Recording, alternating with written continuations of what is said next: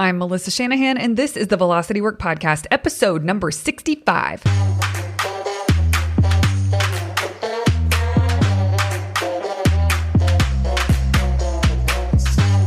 This podcast is for attorneys who are running their own firms. We explore tactics, tools, and stories related to pushing past simply lawyering well and into building a successful firm. Working in your firm and working on your business are two very different things. This podcast focuses on the latter. Hey guys, welcome to the podcast episode this week. I am just blowing the dust off of myself because I was in the stacks of old notebooks trying to find this nugget of information I wanted to share with you guys. I did find it. It's not quite how I remember it, but it's still worth sharing. So I will do that today on the podcast. And I want to mention right up front, for those of you who really enjoy today's topic, today's podcast is on personal frameworks. And we're going to dig in. I'm going to get your gears turning. I want you to be able to take something away from this episode. But I want you to know I'm teaching a class coming up this week. And if you would like to join it, come on over and register for the class. It's velocitywork.com/speedup. No hyphen. velocitywork.com/speedup.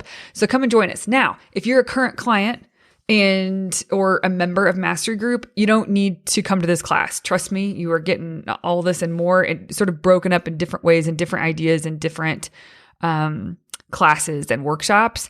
So, and on our coaching calls, we talk about this stuff. So you can attend if you want to, but you're going to have everything you need inside of Mastery Group or as a private client. And on top of that, if you're in Mastery Group, you have access to the Velocity Work Vault. This will be going into the vault. So if you want to watch it on your own time, you can. For those of you who aren't a member or aren't a client, but you are a listener to this podcast, I highly recommend that you come to this class, engage, use it as an opportunity to deepen some of your thought work around this and apply the principles, ask questions, all the things. All right, let's dig into personal frameworks. Let me first start by saying sometimes I refer to these as personal processes. So you'll hear me use those words interchangeably, but also like personal systems, that works too. Whatever resonates with you is fine. I'm mostly going to be using personal processes and personal frameworks in this episode. So we're going to start here by reading the definitions of each of these, a framework and a process. I'm going to start with a framework. The definition of a framework is a frame or structure designed to support or enclose something. Okay. And then for process, the best one that really fits what we're talking about, it says a systematic series of actions directed to some end. So good. I love that definition. So here's the thing. As a business owner, we often find ourselves in this conversation around systems and processes for the business. It's a super common go-to conversation for our business. Now, the processes and systems in our business are amazing. I am not saying that shouldn't be a major part of the conversation. However, isn't it funny that we know exactly why we implement those into the business, and we deliberately think for systems and processes in the business, but we don't ask ourselves what personal processes would be a great idea in order to create the ease and the flow and the experience and the traction for ourselves as people, for ourselves as the owner. Now, if you can think back to prior to a system or process that you put into your business, and I want you to think about something specific, it's almost like you were just keeping it all together. You were just, it was kind of stressful, right? There were lots of balls in the air, lots of things to think about, lots of room for human error. It was a lot to hold together. So you implement a process to solve for that. But in our lives, as humans, as people, as business owners, on a personal level, we just hold it together. And we don't always do that great of a job, despite our intentions We don't always do a great job of it. And it's because of the same reason that your business needs processes and systems, you as a person need processes and systems. Listen, you are the driver behind your business or for your business. You are the visionary that is leading the business. And for you to not have, at least evaluate what processes you need in place for you to operate at your highest level, then you're capping all of the results that you get in your life. You're literally cutting off yourself from success. And so I'm inviting you to ask yourself where you can implement something that's going to make it easier to experience whatever success looks like for you. Now, I think the best way to do this, if you aren't familiar with how to really think about this, is sit down with a blank sheet of paper and ask yourself, what areas of my life could use a process? What areas of my life could use a set framework that I just abide by? And see what comes up. There's going to be things that come up. The other way that you can think about this is what needs to happen regularly that isn't happening regularly. What do you want? What do you want? And when you work backwards, you kind of think, okay, if I want that, these things need to happen regularly. If I want to be on point and dialed in as an owner, these things need to happen regularly. What are those things for you? One example that I've given in episode number 55, the whole episode was about how to decide what result you're going to create in the upcoming month. This is something that you should do every month for yourself and for your business. You should think forward and plan. It doesn't mean your plan's going to go perfectly, but you should have an intention that you're lining up actions with. And every month you should sit down and do this. I would bet that 90% of you listening to this don't do it. And it's not because you don't want to do it. It's because it just hasn't made its way into your life. It isn't a built-in process. It isn't a framework that you abide by. Now, it's really easy, and I want you to call yourself on it if this just hit your brain because it's an excuse. It's really easy to think or to say, I don't really have time to build that in right now. That is a lie. Because to sit down and do that, to plan for the upcoming month, if I'm just using that as an example of something you could put a process in for, that would take 30 minutes a month. Come on. You can't say you don't have that. So whatever it is, like whatever your first thought, if you think of something that seems like a good idea, and then your next thought is like, I don't have time for that. Don't tell yourself that. It is a lie. Now, what is true and what I would agree with you on is that you don't have time to not have a process for the things that are important, because that is very inefficient. That leaves room for you have to remember to do certain things at certain times, or you don't have a list of questions that you ask yourself for each, if you sit down once a month to plan for the next month. If you have a list of questions that you just run through each time, that's a framework. Instead of sitting down with a blank sheet of paper and thinking, I wonder what I could work on. You could do that, but that's a lot harder to get your brain on board to do because it's so ambiguous. But if you actually have a framework and you have a process, so it's like, okay, 25th of every month, I sit down for 30 minutes and I answer these 5 questions. Done. That's done. That's a totally different feeling around all of that than just sitting down with sort of an airy-fairy space in order to plan for the next month. You could still do that, by the way. I'm not saying you can't have just blank space, but if you want to be efficient, you need a process, you need a framework. And so whatever it is for you, you get to decide, but make it concise, make it clear, make it so that you don't have to think a whole bunch before you get there. Just when you get there, you do it, and then you've got a result from showing up.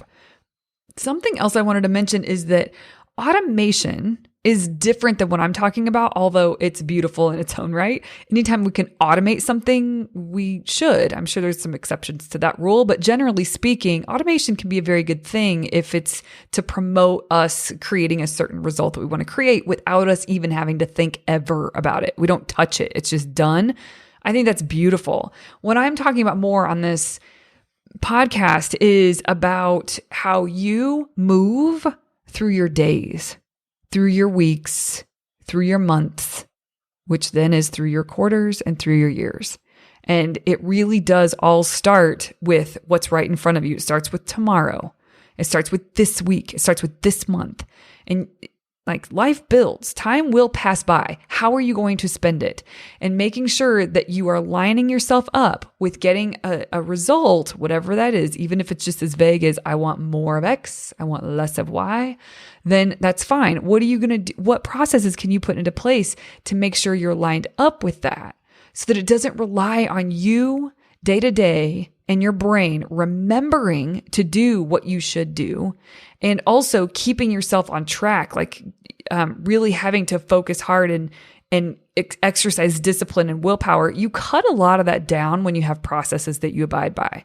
There's still mind management to be done because you do have to do the things that you said you were going to do, but there's no heavy lifting in terms of your brain or preparation in order to be on a path of traction towards the things that you want to create. So my whole point here is saying automation is different. Automation is beautiful, but it is different. I am talking about process and frameworks for you as a person as you move through your life. When you are thinking about what processes would provide a lot of value for you as you're moving towards what you want to create, you can think of, it seems like a lot of my processes that I have in place are prompts. It's like, it's time to sit down to do something. And when I sit down, there's prompts for me to work through, and that makes it very efficient, the work that I need to do then. The other way you can help yourself create process, sort of a culture around process and personal framework, is by being a part of community where that is a central focus.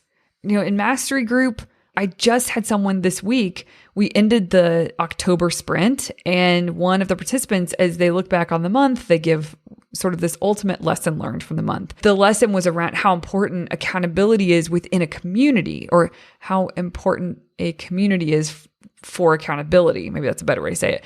And that, this is someone who's been practicing these frameworks and processes, personal frameworks and processes we've been working on since June. But he said, I feel like I've got it. Like, it's like I've exercised that muscle. I feel like I'm in a good groove with it, but still there's something about the community when it comes to accountability for these processes and for these frameworks and for moving through things in a way where I really make a plan and honor my plan. It's worth it to me. And I loved hearing that because, my goal is for people to learn how to do this stuff on their own. And what I'm finding is they want to stick around because of the community that's there and because of the culture that's there around this personal development, so that they are operating at their best and they're always growing. And so my point here is that if you know that you would like to have a sort of a core focus on personal process and frameworks, and really sticking to those processes and frameworks because of the results that they provide you, then finding a community where that culture is sort of if there's a core focus there around that can be really important. And I know that there's groups out there that exist around systems and process for the business, but that's not what I'm talking about. There's plenty out there about that. And I do facilitate some of that inside of Mastery Group. But really what I'm talking about right now that I think is missing from the conversation around law firm owners is personal processes and frameworks that you abide by, so that you develop, so that you become the kind of person you need to be in order to have the firm you want to have and the life you want to have. And it all starts and stops with you. But we keep looking at optimizing the business, and we keep looking at growing the business so then we can step away and have more time. And that's a piece of the puzzle. But if you don't focus on yourself and the development of yourself, you're missing something. And so that's really what this is about. So finding a community can be really helpful to help foster that. I know Mastery Groups does that because I developed it, because I saw this gap. And so if it's interesting to you, I highly recommend come check it out. The link to do that will be in the show notes. So we have community.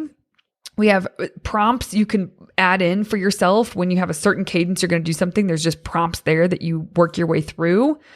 And then automation, which is something a little bit different. When it comes to prompts, let me go back to that for a second. Something that I teach that is sort of a core focus inside of Mastery Group is Monday Map and Friday Wrap. Some of you heard me talk about it. Some of you may not have. I will be talking about it on the class this week. So if you want to learn more about what that process looks like, come to the class. But Monday Map and Friday Wrap is really just a weekly process that you abide by every week. So Fridays, you do the Friday Wrap. It takes probably 15 minutes or so. It could take longer if you want to be more reflective and spend more time there. And then Monday Map is usually about an hour. Sometimes it takes a little bit more than that when you're first getting started, but it's just a way to really plan your week. I mean, at a level you haven't before.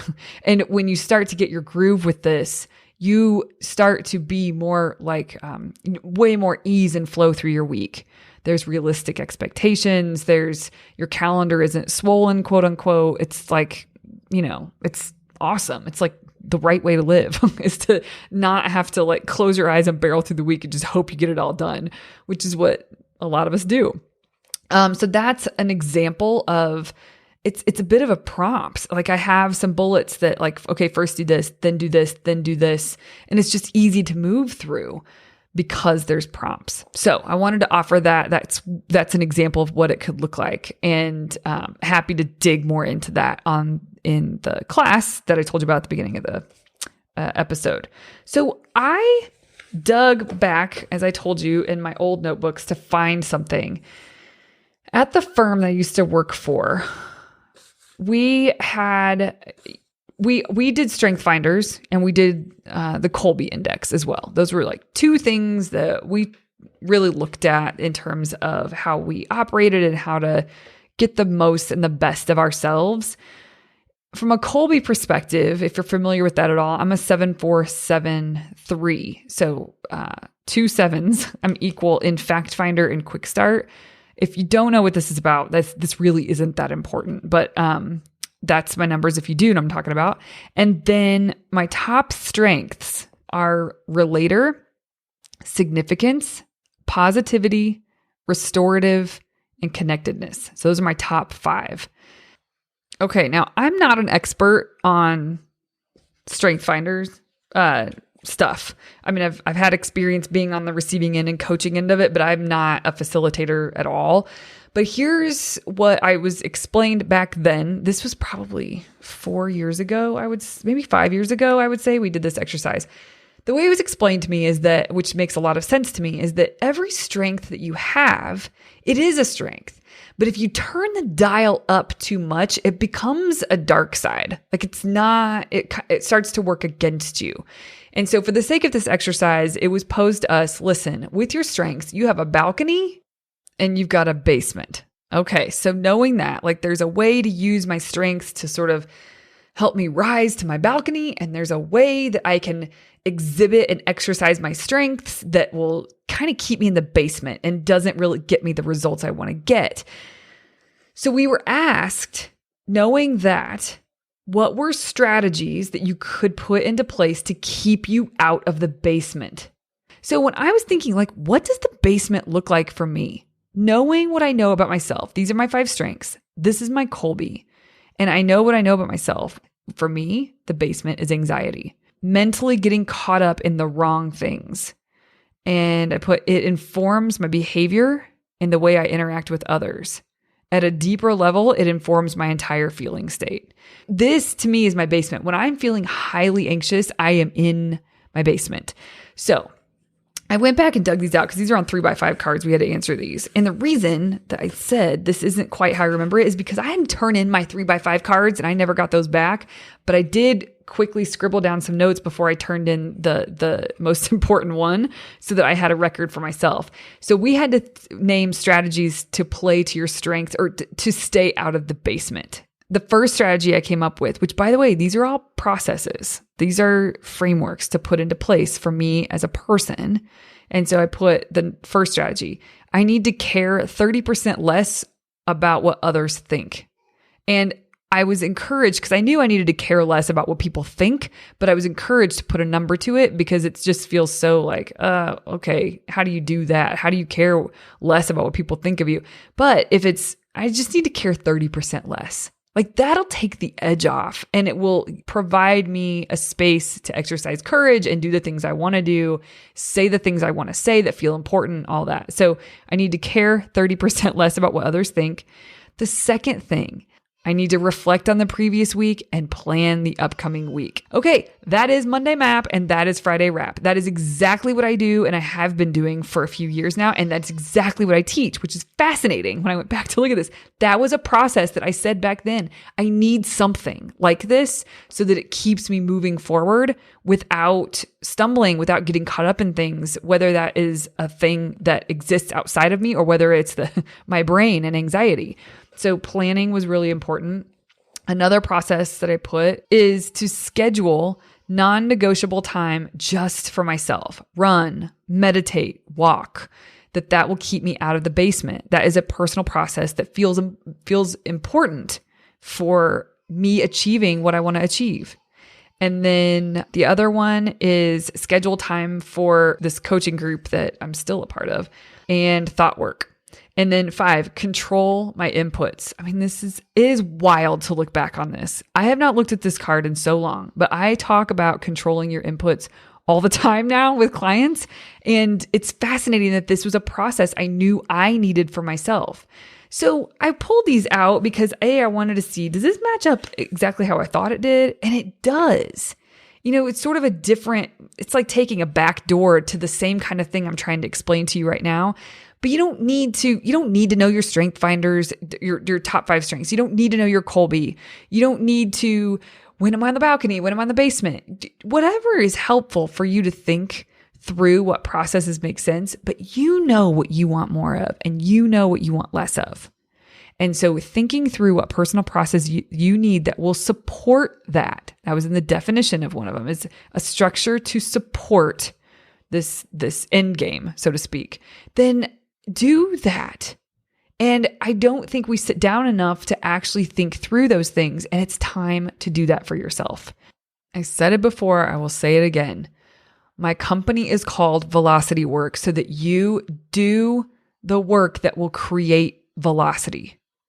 This is an example of work that will create velocity, not just for your firm, but make no mistake, that will happen because you are the one driving the firm. You are the one leading the firm. So the more dialed in you are, the more dialed in you'll be for your firm, but also for your own personal life. It will affect that in a really great way.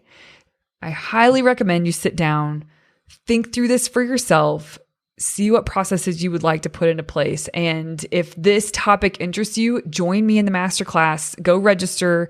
It's this Thursday. If you're listening to this in real time, it's just a couple of days away. And if you're on my email list, you've already gotten emails about it. You already know about it. But if you aren't on my email list and you just listen to this podcast, I really want to encourage you to go sign up. Come have a deeper conversation about it. And yeah, let's make headway together. All right, everyone, that is what I've got for you this week. Hope you have a wonderful rest of your week, and I'll see you next Tuesday.